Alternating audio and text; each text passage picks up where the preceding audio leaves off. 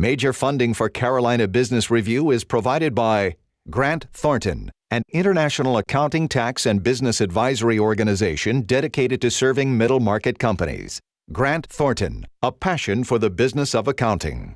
Novant Health, including Presbyterian in Charlotte and Forsyth in Winston-Salem, are affiliate heart hospitals of the Cleveland Clinic, consistently ranked #1 in the nation for heart care. Blue Cross and Blue Shield of South Carolina, proudly serving South Carolinians since 1946. And by Sonoco, a global manufacturer of consumer and industrial packaging products and provider of packaging services with more than 300 operations in 35 countries. Well, the chorus of those singing about education and all of its benefits seem to be growing louder and louder, and it's not just at conferences with industry insiders or practitioners. It's much more widespread, and ironically, this comes as fiscal austerity has become more central to our collective conversation as well. Welcome and thank you again for supporting the most widely watched program on Carolina business and public policy. I'm Chris William, and the contemporary conversations going on right now in our regions about education is so much more than K-12 or work skills gap or the mushrooming cost to postgrads or graduation rates or teacher accountability, but it's all of that, and it's more. A central question may be, how do you have a serious dialogue about reinvestment or new investment into education against the equally passionate discussion around austerity and spending cuts? We will ask our panel as well as our guest who joins the dais later, Scott Ralls, Chief at the North Carolina Community College System.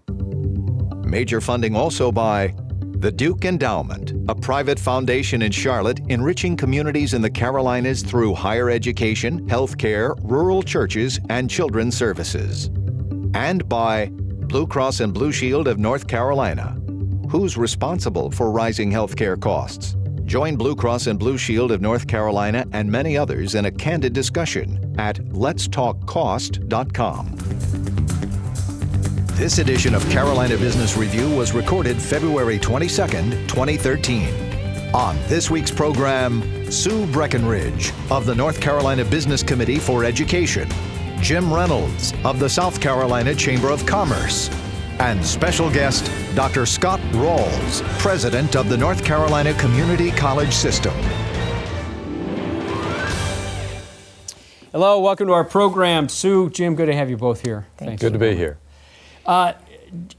Jim, welcome back to the program. You know, let's start with this core question, this central question. I guess it is central to a lot of dialogue, but how do you talk about making new investment in education or replacing some of the budget cuts in education against this backdrop of austerity? I mean, how does this work out? Who has the answers? Well, we're having a lot of discussion about that, and the realization from the business community, and we deal with it all the time, is how do you do more with less? Is a recognition with whether it's state budget or federal budget, it's unlikely we're going to have more money for education.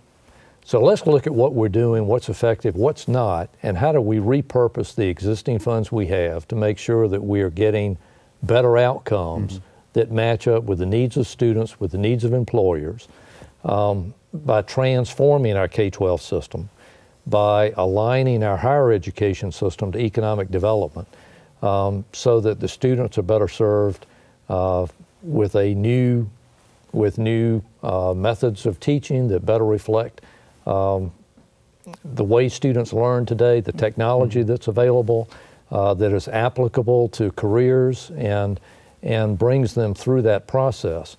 We, as any bureaucracy, we get mired in what we've done, and we tend to just keep adding on but not taking away the things that may not be working today. And we find that true in our education system, that our K-12 system that we use today, in fact, was designed in 1892. It's 120 years old. And it was designed for an agrarian society and an industrial society that was assembly line. And it worked great for about 80 years. And then in the 1970s, rote memory and following directions changed to innovation and problem solving, which is what we need today in the economy that we have. We need those kind of skill sets for our students. But that system hasn't changed to reflect the new requirements of a globally competitive economy. You know, let me go back to something you said. Sue, I'd like you to address this too, because the word you used, transform the education system, I know that was deliberate, and I know that's intentional, because I hear that word, at least in South Carolina, I'm hearing that word a lot when it comes to what we're going to do about education. And it seems like, Sue, that South Carolina, at least politically, is further along in this whole transformative idea around education. Does North Carolina, let's talk about K through 12. I know North Carolina debates about this, but is North Carolina down that road of, you know, it needs to be something completely different, not just fix or polish up what we have, but it needs to be different? We're in the middle of that dialogue, and I think we're well started down that road. And Jim made another good point that we've heard over and over again. There is no new money, so we have to figure this out, and we need business voices at the table. If we're going to talk about transforming education, we really need to understand that education needs to be aligned with market-based skills. Mm-hmm. And there are a lot of changes that have occurred. It's not about bricks and mortar anymore. It's about technology. Is technology, is that the easiest low-hanging fruit to transform education? I hear that a lot too. Technology is it's part of the puzzle. The real change is understanding how students learn, mm-hmm. and redesigning our system so that it is learner-centered, it is paced to those individual students. Technology gives us now the ability to personalize education so that students can move at their own pace, and they can master the material, as opposed to 30 students in a classroom, everybody goes at the same speed, 20 get it, 10 don't, and they fall off the assembly line. So that's the transformation that we're talking about. And that benefits the students, and it benefits the state as well. We can take what we're doing today, redesign it, make it more effective, and we need to do that within the existing budgets that we have, and that's what we're tackling. Yeah, we know Nikki Haley, in her State of the State, it clearly made education a priority, and talked mm-hmm. about the transformative nature, mm-hmm. and said, and I think she actually quoted somebody else. She said, we need to change the conversation that we're having about education. Pat McCrory in North Carolina has taken some heat about his comments that he made about postgraduate education. I'm not asking you to comment on that, Sue, but I do want to know, is Pat McCrory, how does he feel about education? Very, very strongly about making these transformative moves.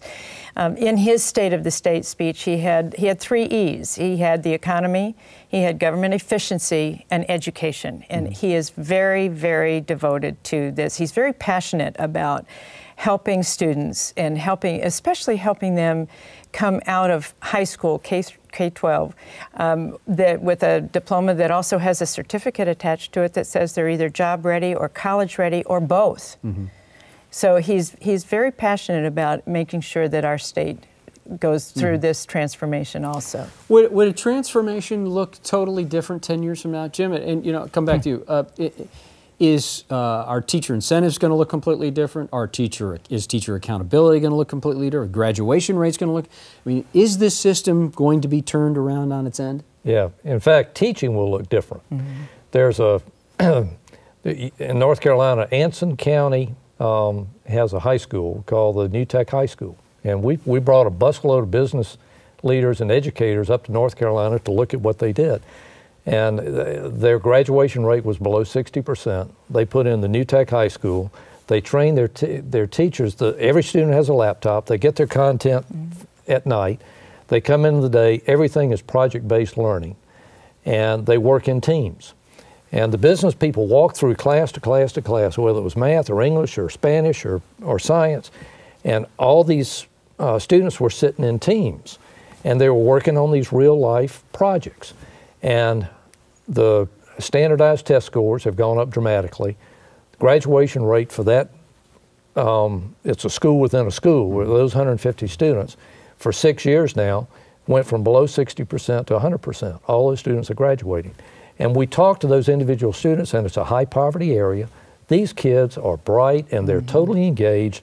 And the business people said for 4 years, these kids are living in a business environment, working in teams, organization skills, communication skills, critical thinking, creative problem solving, and they come out at the end of 4 years with a lot of confidence, and they're going on to college and they're going to have great careers. That's the transformation, and the teacher is no longer a lecturer. That teacher is a facilitator who watches what's going on, finds out where she needs to go intervene to help that student who needs a little bit of help with that math issue to get it and to move on to the next. And the teachers tell us, one of these teachers said, I did it 15 years the other way, and I've done it 6 years now this way. This is what teaching's all about. It's helping students learn and seeing the results that those students have. So those models, that's the transformation that we're talking about. And I can tell that you're excited about it. We're going to bring our guest in because this clearly what you said, Sue, about, and I think it was Governor Pat McCrory's first bill that he signed. It was that transformative nature on that diploma. Next week on this program, Dr. Nita Quabain from High Point University will be here again. And then in 2 weeks, who's also returning to our program from one of the historically black colleges and universities, Dr. Ron Carter, president of Johnson C. Smith University, as well, in 2 weeks. You know, as it turns out, our special guest began his job as chief executive of the Tar Heel States Community Colleges just as the economy began to take a dark turn in 2008, actually in the early summer. 5 years later, he joins us again. We welcome back to the program Dr. Scott Ralls, president of the North Carolina Community College System. Welcome, President Ralls. And were you rethinking this whole idea in 2008 and 2009 when the economy just hit the wall? It was an interesting time. I joke, I started the day the recession hit. It was 5.5% unemployment. Within 10 months, it was double digits. I think I had the worst economic record of any community college system president in North Carolina's history very quickly. But it's been an interesting ride the past few years, but an exciting ride. You know, Scott, seriously, let's think about that. There had to be some dark days where you've got people coming in, you've got applications for college students, and you are losing funding. When it was darkest during that time in the North Carolina Community College System, what did you think? What do you think was going to happen? Not to your job, but to the way that you taught. You know, I would rephrase that. I don't think there were dark days. They were very challenging days. But, you know, we really, in the community college system, being community colleges, we were at the front lines of the economic crisis. I mean, the road to recovery we felt was running right through the middle of us. And so watching how our system reacted was very community-based, and so you saw instructors that were automatically teaching more in their classes, more classes, going from 5 to 8 classes, lines that seemed to stretch to the other counties, but they didn't complain very much. And I think it was because we realized that we were, you know, if you think of this as an economic war, we were at the front lines. And we took great pride in being in that place. And it caused us to rethink some things. We certainly are doing things differently now than we did 5 years. We've rethought many things as a part of that process, but it wasn't dark days, even though it was challenging days for our system. Good way to put it. Jim, question? Scott, yesterday I was in Charleston with our annual manufacturers conference from the state chamber, and talking to President of BMW, and he said that what they're looking for today, 10 years ago when they were hiring for people for the BMW plant, they were looking for mechanical skills and metal experience. Today, he said it's totally roboticized, and the skills they're looking for are IT skills.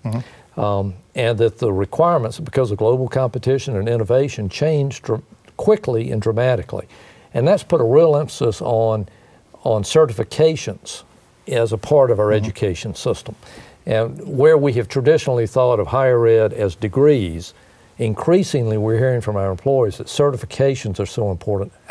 How do you handle that with the community college system? That's been a very fundamental part of our change in recent years. Paying attention to these third-party industry certifications, which is a great thing for us because it sets industry standards and competencies that we can aspire to. We're one of 4 states in North Carolina that is a lead state with the National Association of Manufacturers with the industry certification model that they have promoted. And just over the last 2 years, we revised 80 technical programs, all our technician programs, based on how do we integrate industry certifications and create the flexibility through those models, often what's called stackable certifications, competency-based learning. We involved, it was close to 1,000 of our technical faculty, about 500 had to participate in training so they could gain the certifications. It wasn't that they didn't have the skills, but they had to have the certifications so they could teach to those certifications. So it was a monumental effort for us, particularly given this time of challenge. But when our students leave a technical program, if they leave with one of our degrees and an industry recognized credential, they leave with 2 advantages, and that's what we want to give them, is that advantage moving forward, which also gives our businesses in North Carolina a great advantage. Well, and to build on that, Scott, the Senate Bill 14 that our governor just signed, it was the first bill he signed. How will that be implemented and integrate into what you're talking about? And we were proud he signed that at Randolph Community College. Yes. We're very proud about that. Well, I think it will really help build and accelerate some work that we've been doing for a few years, some of the work that I just mentioned about industry certification. What the bill does is, as part of the diploma, it creates an endorsement on the diploma for career ready, as well as college ready. And we've been working very closely with public schools about how you talk about align college ready, some of this dealing with this issue of the remediation rate. On the career ready, it ties to our work where we've been trying to more tightly align with the public schools career technical education program. So that, I think, it will accelerate that work and give that endorsement. I'll tell you the part I'm most excited about, though, is the and part of it, is the student who can go through a rigorous university first year. I'll give you a good example, is the STEM tracks. We have STEM tracks now, so a student in North Carolina could take the first year of an engineering and math 4-year program while in high school through a community college, but also be enrolled in, for instance, we're here in Charlotte, Central Piedmont's mechatronics program simultaneously while in high school. Those and students, I think, are going to be the future of where we go. High rigor, particularly in the STEM disciplines in terms of academic skills, but highly valued technical skills simultaneously. Let me come back to a core question we were talking at the top of the show here.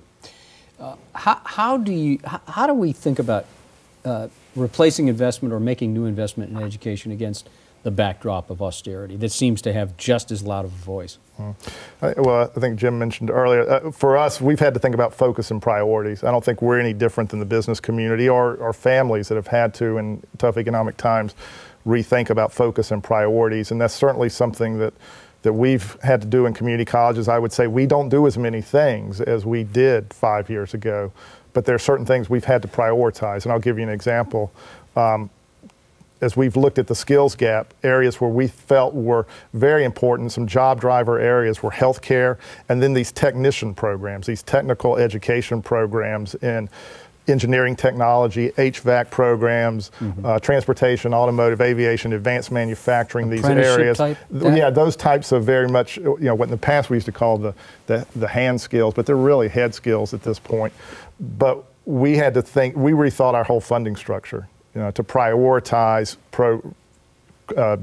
education regarding healthcare, regarding technical education, regarding lab-based sciences. They're more expensive, but they're also real job drivers, as well as prioritizing funding to training programs that lead to third-party industry certification. So that was a really monumental thing for us. It was a difficult thing for us, but part of it was a prioritization as we were having to deal with decline in resources to make sure we were emphasizing what we felt was most important to help move North Carolina out of the recession.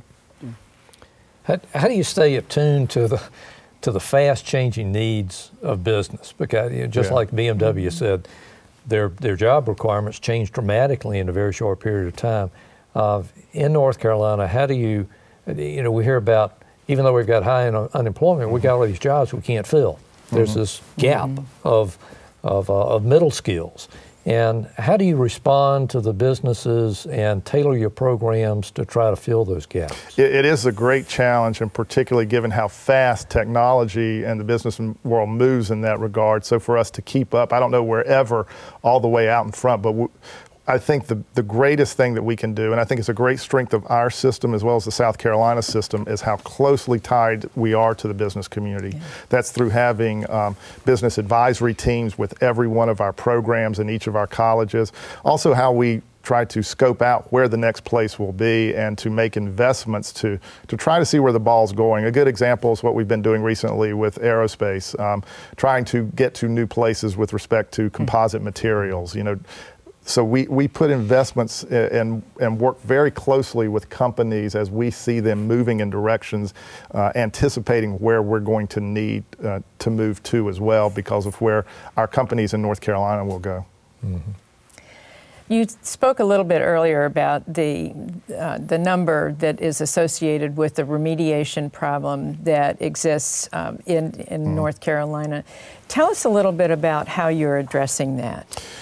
Well, for the past 4 years, we've had our strategic focus in our system has been what we call Success NC, which is an effort to not just pay attention to how many students are coming in our front door, but how many students are walking across our graduation stages.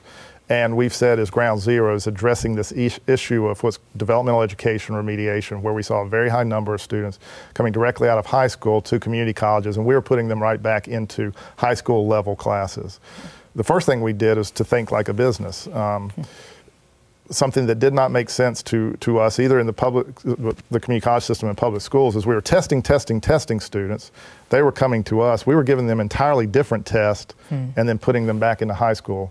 If we were a manufacturing company, the first thing we would do is let's check our measuring sticks. Right. So that's what we started doing, is checking our measuring sticks, creating conversation and dialogue about what is really college ready. And it's changed everything for us. We've changed our curriculum. We've gone back, we've pulled all our math faculty first and then our English faculty to really define what the competencies are. Let's just don't default to a national test. Let's define the competencies. We went back, we've scaled down, put efficiency and competencies into all our curriculum. Then we went to the test developers and said, develop a test for us based on these competencies. And by the way, we'd like it a little cheaper if we buy it statewide. So we tried to think business-wise in that regard.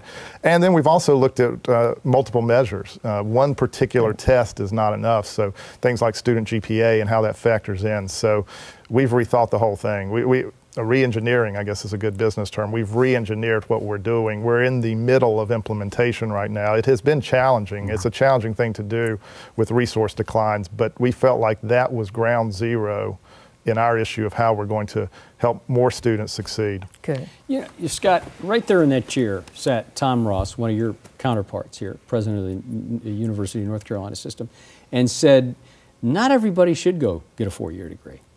And let me add one more thing on top of that. So you reach earlier in the process with kids and pull them up through high school while they're still in high school.